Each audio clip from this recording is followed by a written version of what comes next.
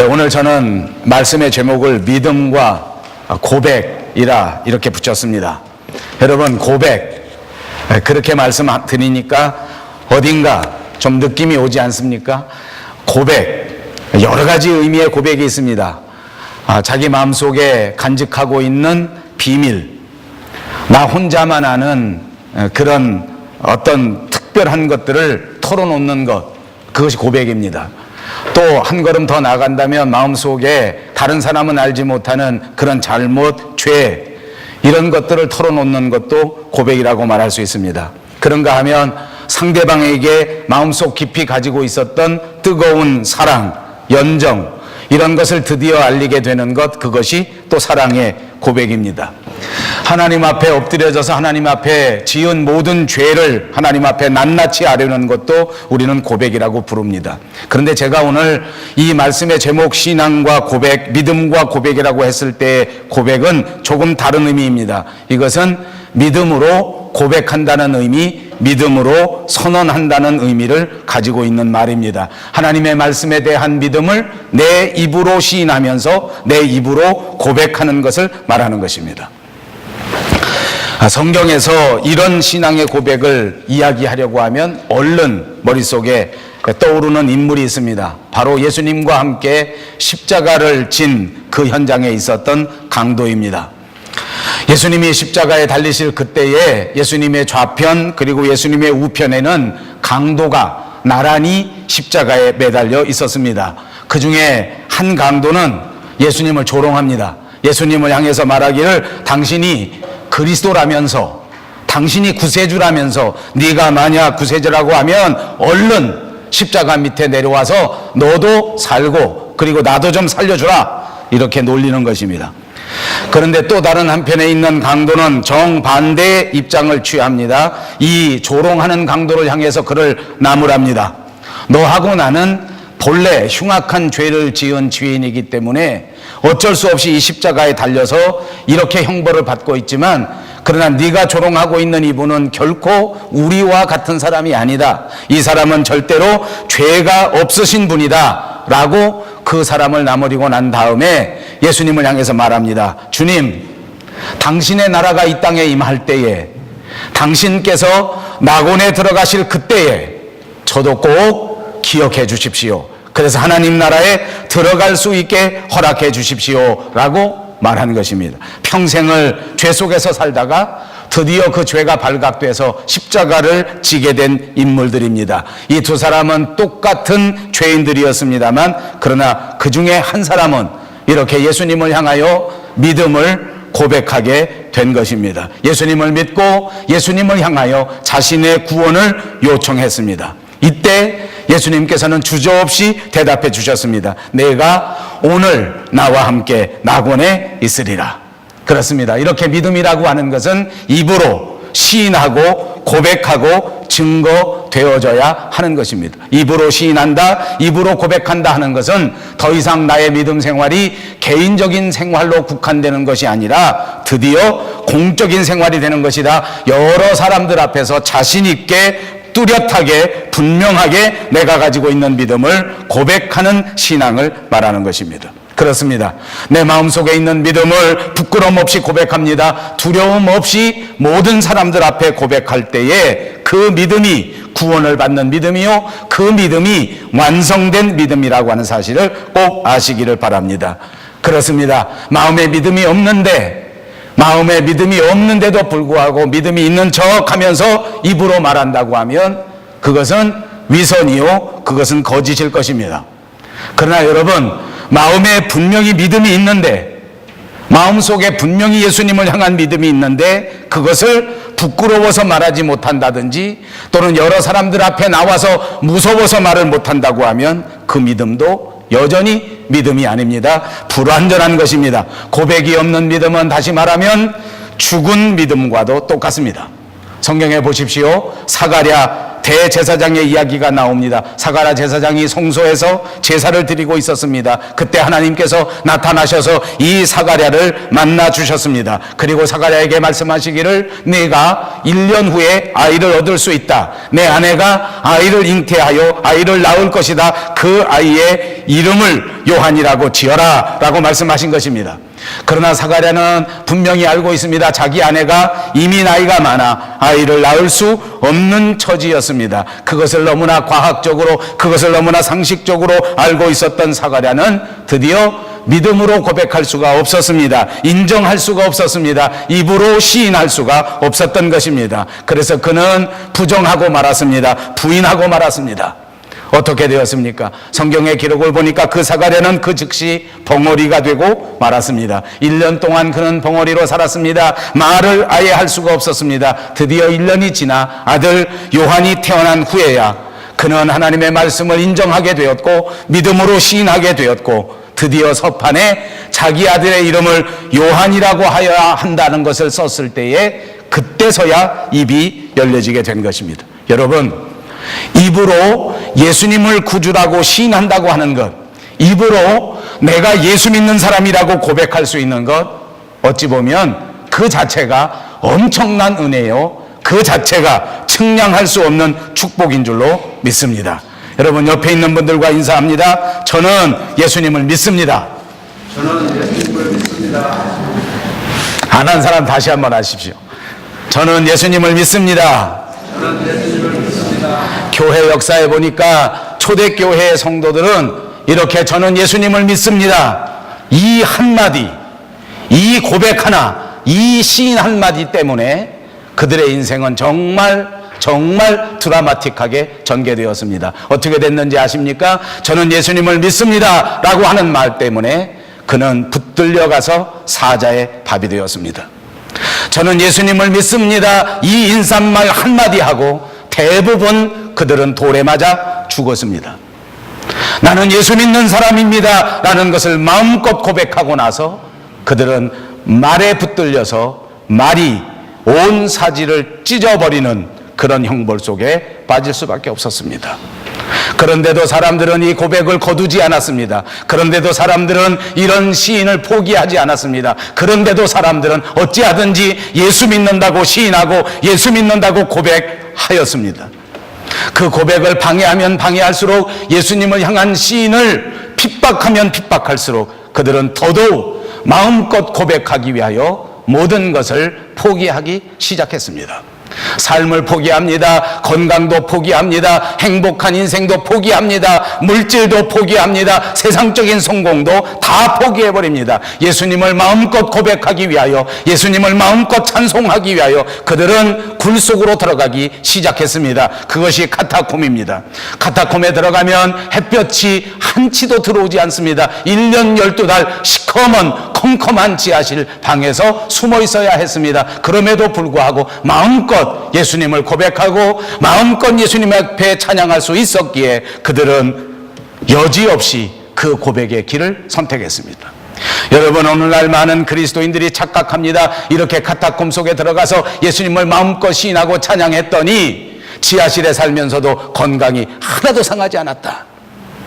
카타콤에 들어가서 햇볕을 한 번도 보지 못했는데 그래도 다른 사람들보다 훨씬 잘 먹고 훨씬 건강하고 훨씬 잘 살았더라 라고 말하면 아마 큰 소리치고 아멘 하고 그리고 막 열광할 것입니다. 그러나 역사를 보십시오. 그러지 않았습니다. 카타콤에 들어간 이 사람들은 어떻게 됐는지 압니까? 다른 사람들보다 그 육신의 건강이 형편없었습니다. 다른 사람들보다 그들은 수명을 반밖에 살 수가 없었습니다. 다른 사람들이 70살, 80살 살아갈 때 그들은 40살이 되었는데 50살밖에 안 되었는데 다 늙어 죽을 수밖에 없었습니다. 육체는 병들고 물질은 손해보고 수명도 절반으로 줄어들었지만 그들은 그들의 신앙의 고백을 포기하지 않았습니다.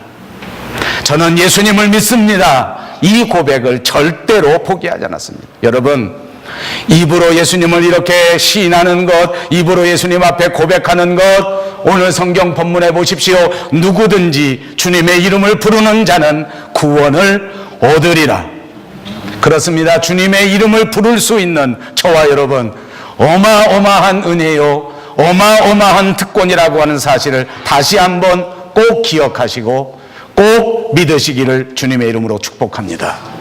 오늘 제가 선택한 본문 14절 15절에는 네 가지 질문이 등장합니다. 그리고 이 질문이 한 가지씩 진행될 때마다 우리 신앙의 차원이 더 한 단계씩 성숙해 가는 것을 설명해 주고 있습니다. 오늘 본문 14절 15절은 바로 이런 뜻입니다. 여러분들이 예수를 믿는 것은 반드시 구원을 얻기 위한 목적이 있는 것입니다. 우리가 예수를 믿는 것은 분명히 구원을 얻기 위하여 믿는 것 아닙니까? 그러면 누가 구원을 얻을 수 있겠는가? 그것을 질문한 것입니다. 그러면서 대답합니다. 누구든지 주님의 이름을 부르는 자는, 예수님의 이름을 부르는 자는, 누구든지 입으로 믿음을 시인하는 자, 고백하는 자는 구원을 받을 수 있다. 그렇습니다. 그래서 믿음은 구원을 부르는 결정적인 조건입니다. 믿음이 가장 중요한 것입니다. 믿어야 삽니다. 그러므로 믿음이 정말 소중한 것입니다. 자, 그렇다고 하면 그 믿음은 어디서 나는 것이냐? 가만히 있어도 믿음이 생기는 것이냐? 아니다. 그 믿음이야말로 들음에서 나는 것이다. 여러분, 인생을 살면서 믿을 수 있다면 그것이 가장 행복한 것입니다. 사랑하는 여러분, 이 사실을 꼭 기억하시기 바랍니다. 살아가면서 믿을 수 있는 것보다 더 큰 복은 없습니다. 여러분, 믿음이 어떻게 생기는 것입니까? 날마다 하나님의 말씀을 들을 때에 믿음이 생기는 줄로 믿습니다. 오늘 이 시간 하나님의 말씀을 듣고 있는 저와 여러분, 인생에서 가장 소중한 시간인 것을 꼭 기억하십시오. 오늘 이렇게 말씀을 들을 수 있다고 하는 사실, 그것은 정말 귀한 행복입니다. 듣는다는 것이 이렇게 소중할 때, 들어야 믿음이 생긴다고 할 때에, 그렇다면 어떻게 하면 이 소식을 들을 수 있겠는가? 그것을 대답합니다. 전파하는 자가 없다면 어떻게 이 소식을 들을 수 있겠느냐?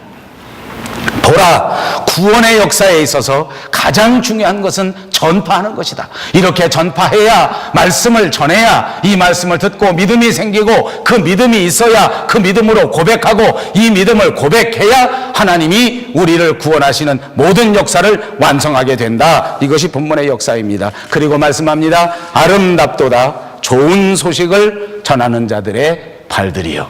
사랑하는 여러분, 여러분들을 축복합니다. 여러분의 살아가는 일생토록 좋은 소식을 전하시는 아름다운 발들이 다 되시기를 주님의 이름으로 축복합니다. 우리의 구원은 거저 받았습니다. 우리의 구원은 은혜로 받았습니다. 우리 모두가 다 예수님을 믿는 믿음으로 구원을 받은 것입니다. 그러나 하나님 앞에서 구원은 이렇게 거저 은혜로 받았지만, 우리가 하나님 앞에 서서 마지막 심판받을 때에 상급을 받을 것입니다. 그 상을 받을 때에는 우리가 이 땅에서 어떻게 섬겼는가, 우리가 이 땅에 살아갈 때에 어떤 열정을 가지고 얼마만큼 헌신했는가 하는 여하에 따라서 상급이 결정된다는 것입니다. 그러므로 여러분, 우리가 살아가면서 이 상급을 향한 꿈을 가져야 합니다. 그러면서 우리가 살아가면서 우리가 이와 같이 하나님 앞에 마지막 설 때에 하나님 앞에 크게 칭찬받을 것을 향하여 환상이 있어야 된다는 말입니다. 내가 믿는 믿음 생활에서 큰 꿈을 가지시기 바랍니다. 내가 섬기는 교회에 대한 꿈과 환상을 가지시기 바랍니다. 사랑하는 여러분, 다시 한번 축복합니다. 저는 여러분 가정이 이 땅 밴쿠버 위에서 반드시 든든하게 뿌리내리고, 여러분들의 자녀와 여러분들 스스로 온 가족이 하나님을 기쁘시게 하는 큰 꿈과 큰 환상을 가지고 살아가시기를 주님의 이름으로 축복합니다. 우리가 섬기는 이 밴쿠버 영성교회가 정말 하나님 앞에 큰 영광을 돌리는 아름다운 교회, 원대한 교회가 되는 꿈과 환상과 비전을 가지시기를 바랍니다. 여러분, 교회에 대한 꿈, 교회에 대한 환상을 얘기할 때마다 우리는 초대교회를 이야기합니다. 초대교회 가운데서도 특별히 예루살렘 교회, 그 첫 번째 교회는 정말 역사상 위대한 교회입니다. 얼마나 축복된 교회인지 모릅니다. 얼마나 놀라운 교회인지 모릅니다. 한번 생각해 보십시오. 이 예루살렘 교회에서 한 번 사도들이 설교하니까 3,000명이 회개하고 돌아왔습니다. 여러분 생각해 보십시오. 이 예루살렘 교회에서 한 번 집회를 열었는데 그날에는 5,000명이 회개하고 하나님 앞에 돌아오는 역사가 있었습니다. 여러분, 역사를 비교해 보십시오. 인간의 숫자들을 비교해 보십시오. 2000년 전 그 예루살렘에서 이렇게 3,000명, 5,000명이 돌아왔다고 하는 것은 역사상 전무후무한 일입니다. 얼마나 놀라운 교회, 얼마나 놀라운 교회였길래 이런 역사가 일어났겠습니까? 어디 그것뿐입니까? 생각해 보십시오. 성경에 기록해 보니까 이 예루살렘 교회에는 이 회개하고 돌아온 사람들이 모일 때마다 함께 떡을 떼며 함께 사랑을 나누었습니다. 여러분, 3,000명씩 회개하고 5,000명씩 회개하니 그 숫자가 한두 명이었겠습니까? 이 많은 사람들이 그때 교회에 모여서 함께 떡을 떼며 함께 음식을 먹고 함께 사랑을 나누었습니다. 여러분, 저는 우리 교회에서 이 점심시간에 예배 마치고 먹는 이 한 끼 식사가 얼마나 소중한지 모릅니다. 그때에 오래간만에 만나 인사하고 그때 오래간만에 서로 교제하고 서로 안부를 묻고 정말 좋은 시간입니다. 정말 아름다운 시간입니다. 저는 이 우리의 교제의 시간이 정말 아름답게 잘 보존되기를 바랍니다. 개척하고 지금까지 이 시간이 잘 보존되게 하기 위해서 제 나름대로 많은 노력을 하고 있습니다. 행여나 부엌에서 다툼이 일어나지 않을까 제일 걱정스럽습니다. 행여나 봉사하다가 어떤 사람이 나는 왜 나만 고생하고 다른 사람은 편안하게 받아먹기만 하느냐 하고 말할까 봐 얼마나 노심초사하는지 모릅니다. 그런데 감사하게도 그런 일이 잘 없었습니다. 10년 동안 돌이켜보니까 한두 번 있었습니다. 한두 번도 없었으면 얼마나 좋았을까요? 100명쯤, 150명쯤 되는 사람들이 모여서 밥 한 끼 먹는 것이 이렇게 노심초사한데, 초대교회 먹을 것도 넉넉지 않았던 그 시절,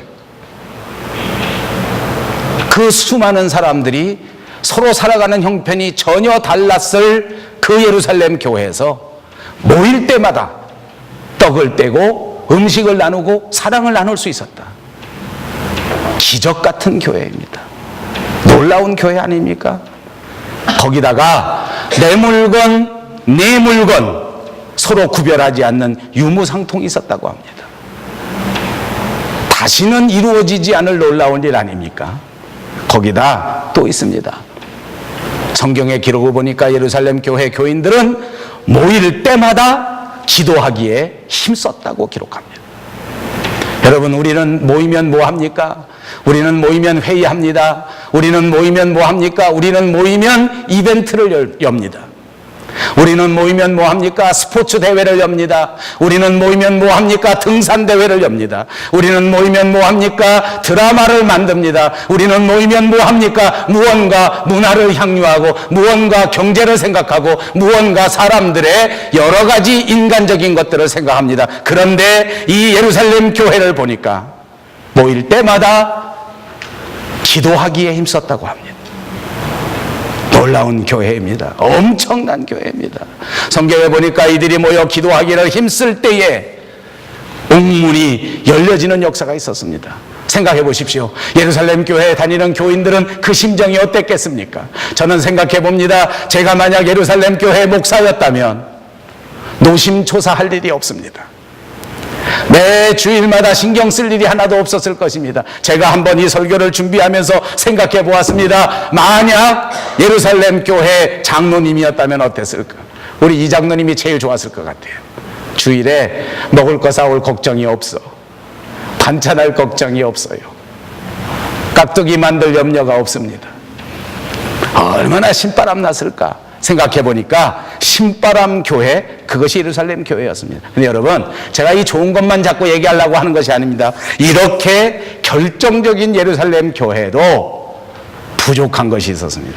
그게 뭔지 압니까? 정말 부족한 것이 있었어요. 중대한 약점입니다. 중대한 허물입니다.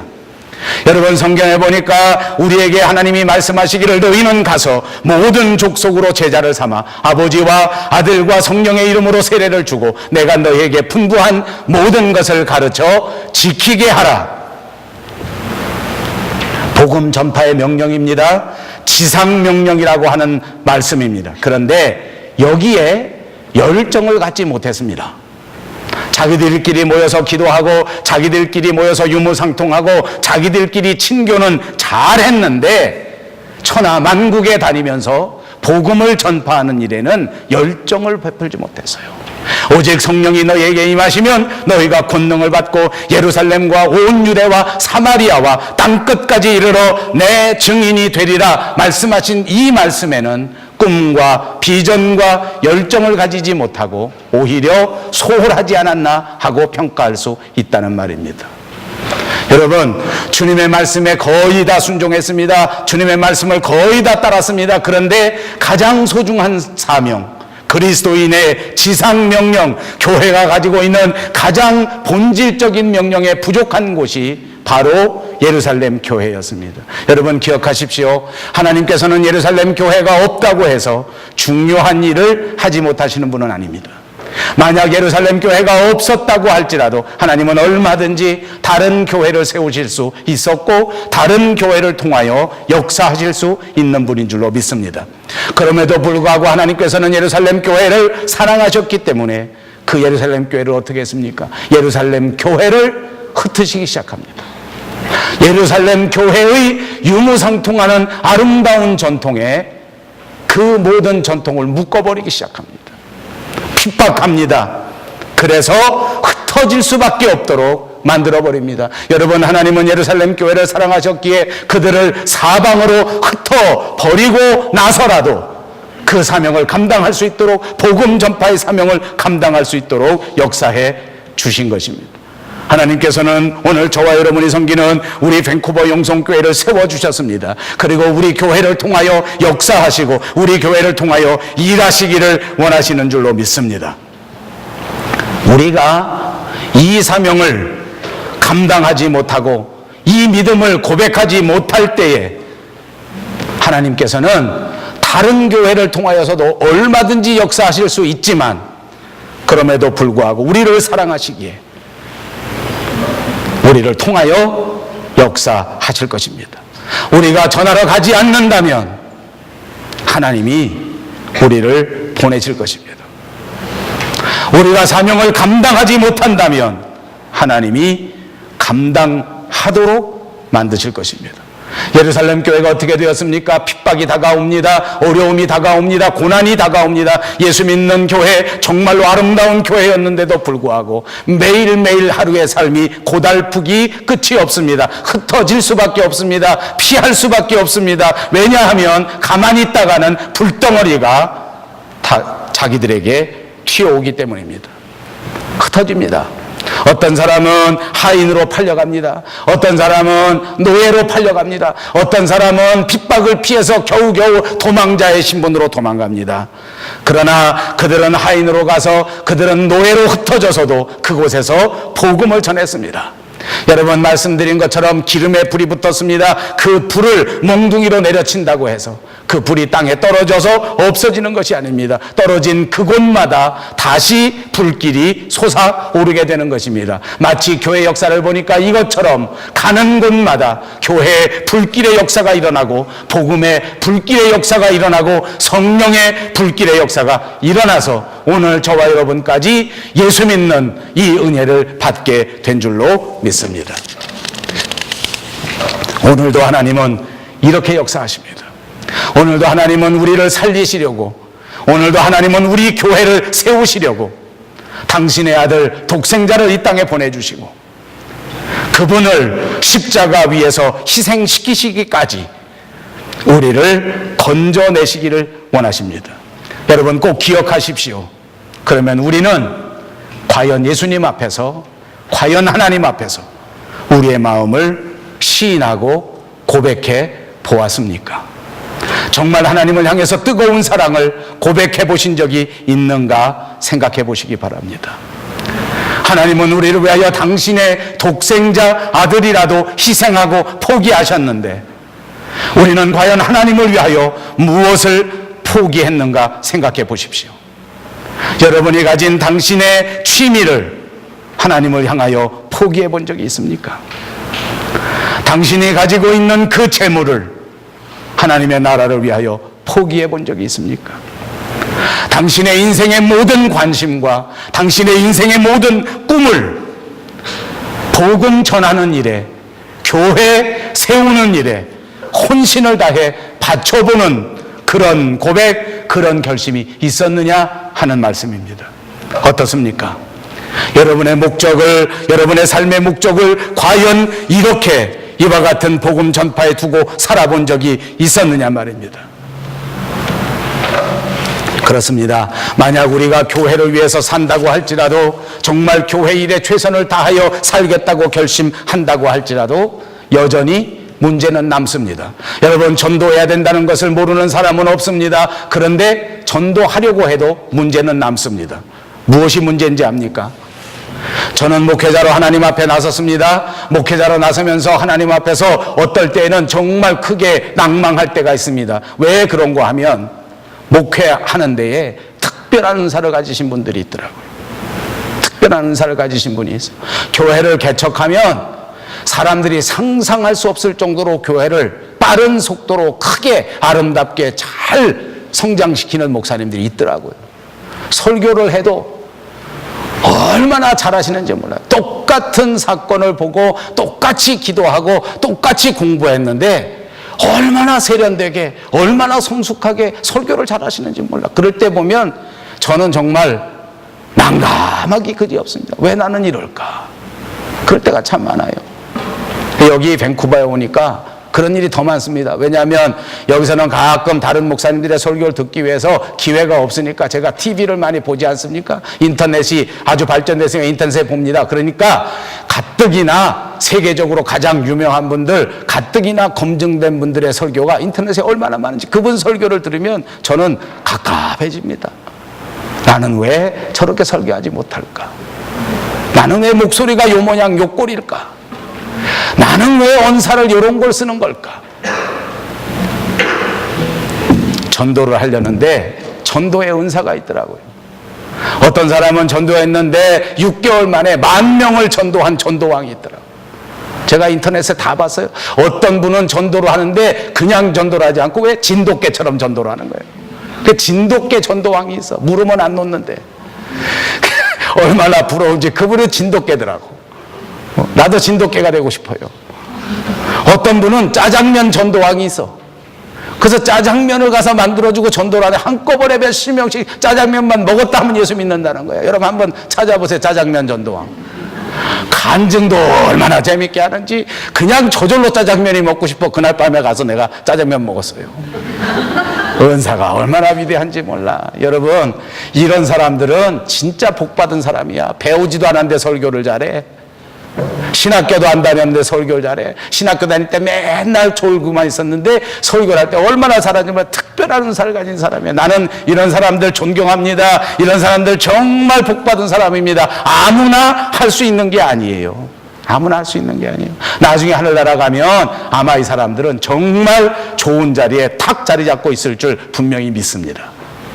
여러분, 이런 사람 만나면 마음껏 격려하시고 박수 쳐주시고 칭찬해 주시고 그렇게 하십시오. 왜? 그분들 정말 훌륭한 사람이에요. 근데 여러분, 우리가 꼭 기억해야 될 거 있습니다. 우리는 그런 은사는 받지 못했을지 몰라도 전도해야 되겠다라고 고백할 의무가 있는 사람들이라. 예수 믿기로 결심하고 하나님의 자녀가 된 사람은 은사는 없을지 몰라도 의무는 있다 하는 것을 꼭 기억하시기를 바랍니다. 내가 구원받았습니다. 반드시 하나님의 나라에 대하여 이 땅에 전파해야 될 의무가 있다 그 말입니다. 의무가 있어요. 전도의 은사가 있으면 더 좋은 일입니다. 그러나 은사가 없다고 할지라도 내 의무라고 생각하시고 반드시 감당하는 여러분 되시기를 주님의 이름으로 축복합니다. 저는 이 말이 얼마나 위로가 되는지 모릅니다. 저는 목사로서 여러 가지가 부족한 점이 많습니다. 설교하는 일도, 또 사람들을 잘 목회하는 일도, 또 사람들에게 따뜻하게 사랑을 베푸는 일에도 은사가 부족하다고 그런 한계를 느낄 때가 많습니다. 그럼에도 불구하고 위로되는 것은 제가 하나님 앞에 선택받아 목사가 되었기에 은사가 없을지라도 최선을 다하여 땀 흘려 열심히 공부해서 좋은 설교를 해야 한다. 때로는 내 성품에 맞지 않더라도 말을 부드럽게 아름답게 예쁘게 해야 된다. 저는 집에서 철저하게 노력합니다. 제 아내가 아무리 제 성질을 돋구어도 제 의무는 따뜻하게 대답하는 것이다. 어저께도 수없이 많은 질문이 있었습니다. 대부분 잘 넘어갔습니다. 그저께도 수없이 많은 일이 있었습니다. 그래도 잘 넘어갔습니다. 끝까지 잘 넘어가기를 여러분 기도해 주시기를 바랍니다. 여러분, 우리 주변에는 어려운 일을 당한 사람들이 있습니다. 재난을 당한 사람이 있습니다. 오늘 기도하실 때에도 우리 서집사님이, 우리 노신익 목사님 이야기를 했습니다. 뭐라고 말을 할 수가 없습니다. 어떤 분들은 보니까 나도 어려운데 이런 어려운 일을 당하면 민첩하게 움직이는 사람이 있습니다. 시간을 내서 찾는데 도와줍니다. 어려운 일이 있어도 또 찾는데 가서 동참합니다. 열심히 찾아봅니다. 가슴에 멍이 들도록 무슨 말을 할 수 없지만 그 뛰어다니는 사람이 있어요. 은사가 있는 사람이에요. 여러분, 태풍 하이엔 들어보셨습니까? 수만 명이 죽었습니다. 얘기 들어보니까 이 태풍 하이엔 때문에 지나간 길에 피해본 사람들을 얼추 잡으면 수천만 명이 됐다는 것입니다.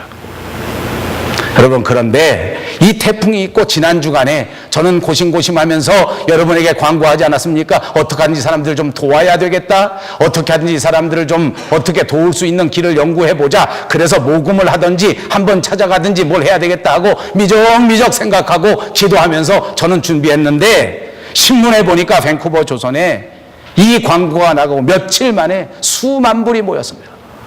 기다렸다는 듯이 그 많은 돈을 쾌척한 사람들이 있다는 것입니다. 제가 보니까 이 사람들도 은사받은 사람입니다. 자기도 바쁘고 자기도 힘든데 남이 어려운 일을 당하기만 하면 그 은사가 발동하는 거예요. 은사가 발동하는, 내가 먹던 거 아끼고 먼저 줍니다. 내가 힘들어도 쫓아나가서 찾아냅니다. 아무리 춥고 아무리 바빠도 이 사람 찾는 일을 포기할 수 없다. 하나님도 나를 찾으시느라고 십자가 위에 죽으시기까지 찾았는데 내가 어떻게 사람을 안 찾겠느냐. 은사가 있는 사람 그렇게 생각한다는 거예요. 여러분, 그런 은사 꼭 있으시길 바랍니다. 필리핀에 아무도 아닌 사람 도와줘도 그만, 안 도와줘도 그만, 나하고 아무 상관없다고 생각할 그때에, 아니다, 이 어려운 일 당한 사람 내가 조금이라도 도와줘야 되겠다. 돈이 안 되면 은과 금은 내게 없을지라도 나사렛 예수의 이름으로 그들을 위하여 기도하고 그들을 위하여 격려하고 그들을 도와야 되지 않겠는가 하는 마음이 막 부릴 듯이 일어나는 거, 그게 은사 있는 사람입니다. 여러분, 제가 설교하니까 다 알지요? 은사 있는 사람은 축복받은 사람입니다. 이런 사람 만나면 어떡하라고요? 박수 쳐주고 격려해주고 존경해주기 바랍니다. 저도 그런 은사가 많지가 않습니다. 마음만 아프지 실행을 못하더라고. 미적거려요. 민첩해야 되는데. 은사가 없으면 그만두고 나는 아니고 은사 있는 사람이 하면 된다. 아니요, 어떡하라고요? 어려운 일 당할 때 어려운 사람들을 돕는 것은 그리스도인의 의무입니다. 믿음으로 하나님을 구주라고 고백하는 사람들의 의무입니다. 넉넉하지 않아도 이 사람들을 도와야 합니다. 시간이 남지 않아도 시간을 할애해야 합니다. 이것이 그리스도인의 의미인 것입니다. 여러분, 성경에 보십시오. 1달란트, 2달란트, 5달란트 받은 종이 나옵니다. 2달란트, 5달란트, 10달란트 받은 사람은 제가 말씀드린 것과 같이 훌륭한 은사를 가진 사람들입니다. 다른 사람들과는 전혀 다릅니다. 더 많이 남길 수 있는 많은 것을 받은 아름다운 사람들입니다. 1달란트 받은 사람이 있습니다. 이 사람은 별로 은사가 없습니다. 분명히 은사가 없었을 것입니다. 그럼에도 불구하고 예수님께서는 이 1달란트 받은 사람에게조차 또 다른 1달란트를 요청하고 있는 것입니다. 은사가 없다고 남들처럼 열심히 할 때 나는 아무렇게나 해도 좋다, 게을러도 좋다라고 생각하고 1달란트를 땅에 묻었던 이 사람은 예수님 앞에 책망받을 수밖에 없었습니다. 악하고 게으른 종아, 악하고 게으른 종이 되었습니다. 사랑하는 여러분, 다시 한번 묻습니다. 여러분들 마음속에 주님을 향한 뜨거운 사랑이 있습니까? 여러분 살아가면서 주님을 향하여 여러분의 믿음을 고백해 본 적 있습니까? 오늘 이 말씀을 생각하면서 우리의 믿음, 우리의 사랑, 우리의 소망을 예수님 앞에 고백할 수 있는 저와 여러분 꼭 되시기를 바랍니다.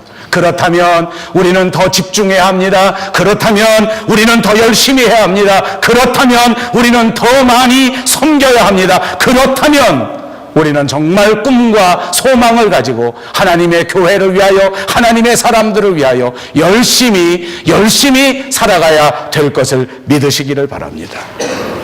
성경에서 천사가 나옵니다. 여러분, 천사를 생각해 보십시오. 천사가 뭐 하는 존재인지 아십니까? 성경을 통해서 보니까 천사는 섬기는 영입니다.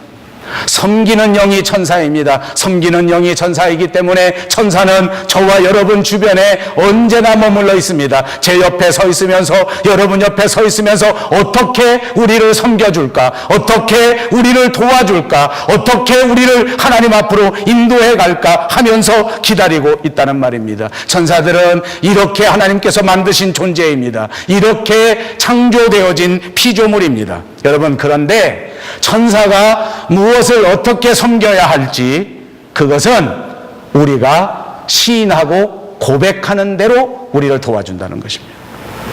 우리가 하나님 앞에 어떻게 고백하느냐에 따라 천사는 우리를 도울 것입니다. 믿음을 가지고 고백하십시오. 사랑을 가지고 시인하십시오. 소망 가운데 꿈과 열정으로 말하십시오. 하나님의 천사가 여러분을 돕고 성령께서 우리를 도와 반드시 하나님 앞에 영광을 드릴 수 있는 저와 여러분, 그리고 우리 교회를 만들어 주실 줄로 믿습니다.